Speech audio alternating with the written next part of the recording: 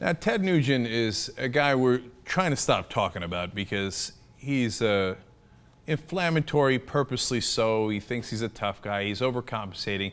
We've talked about the many reasons why he's overcompensating. He was a coward. He ran from Vietnam, even though now he talks about how much he'd like to use guns. If he ever uses a gun, it's usually from a helicopter to shoot defenseless animals, which he also brags about.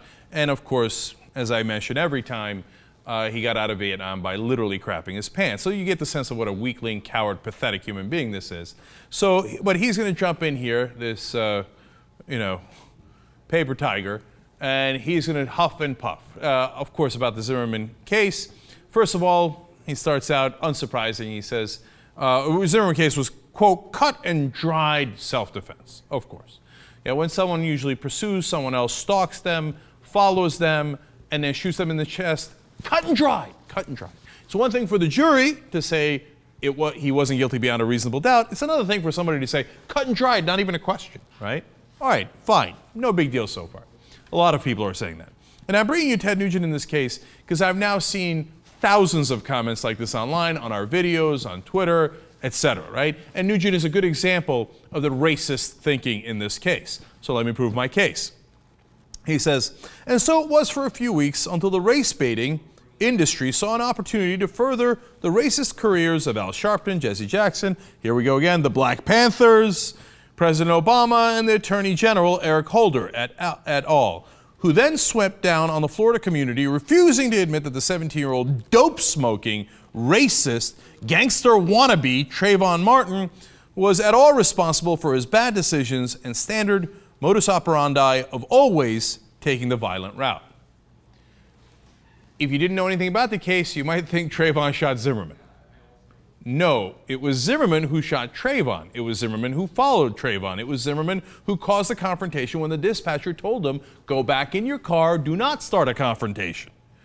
But no, it doesn't really matter. In Ted Nugent's world, Trayvon Martin is black. He must have taken the violent route. The kid lying dead on the floor with a bullet hole in his chest that was not armed was the violent one.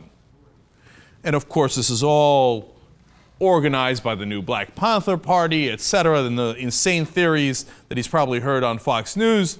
And of course, Trayvon Martin is the racist, but not George Zimmerman, who says they always get away with it, and has had a history, and witnesses say he's had a history of profiling blacks in the neighborhood and saying racist things against other blacks. There's witnesses, etc. But no. And the guy who shot the black kid, 17-year-old, no, he's not the racist. And you can argue whether he's a racist or not. But Ted Nugent won't even argue whether Trayvon Martin's a racist. The kid who's dead is definitely the racist, and he's a gangster wannabe. Based on what? I don't know. He's black. He once smoked pot. Yeah, okay, well, I guess then almost every white kid in the suburbs is a gangster wannabe. What, did he listen to rap too? Which would also then make every white kid in the suburbs a gangster wannabe. Robert Zimmerman, of course, George Zimmerman's brother, now famously said, well, he was thinking of getting a gun. Your brother had a gun. George Zimmerman had a gun. Is he a gangster wannabe? No, because he's not black. Oh, I see.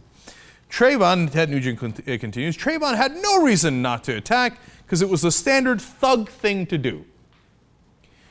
You see, he didn't make Zimmerman get out of his house.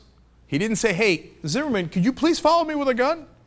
I'd love it if you followed me with a gun, and then we got into a confrontation because you were following me, and then you shot me dead. I would love that. Because Trayvon is a thug. The guy following him with a gun is not a thug. I'm so tired of this. How many times do I have to explain it to these people? But the reality is I'm never going to get through to them because you don't get through to them with reason or logic. They don't care who was following who. They don't care what was on the dispatcher call. They don't care who shot who. They look at them and they go, black kid, thug, gangster wannabe, the guy with the gun who shot him, perfectly innocent. Now, in case you were thinking, well, look, you know what? Maybe he has these assumptions about Trayvon.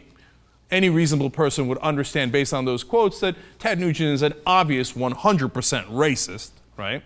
Go ahead, Ted, cry into your panties. Oh, he called me a racist. He called me a racist. They always say race.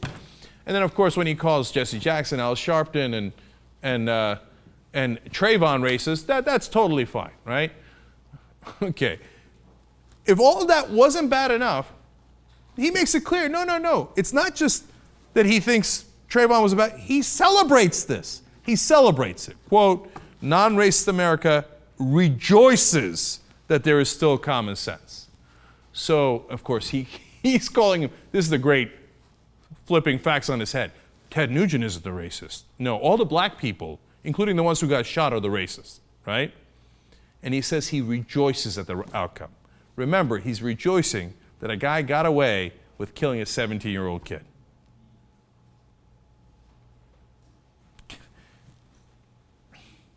This doesn't belong in this story, but I gotta say it. Ted Nugent must have the smallest dick in the world. Like, I mean, the whole like, oh my God, I can't go to Vietnam. And I'm like shitting in his pants for a week, right? And then, like, he's got to overcompensate so much that, oh yeah, I shoot feral hogs from a helicopter. I wish I could do that in South Central and kill black people. Just kidding. Oh, the black guy was actually shot. I rejoice in it. Because he can't actually do anything. He can't fight. Oh my God, if you took Ted Nugent's gun away from him, just all he had was his hands, I'd be like, boo, and you're like, oh, stink, did I shit up my pants again? He's got to have like you probably can't see it. It's got to be like, I mean, minuscule. The smallest penis ever created by God is my guess. What a fucking pussy this guy is.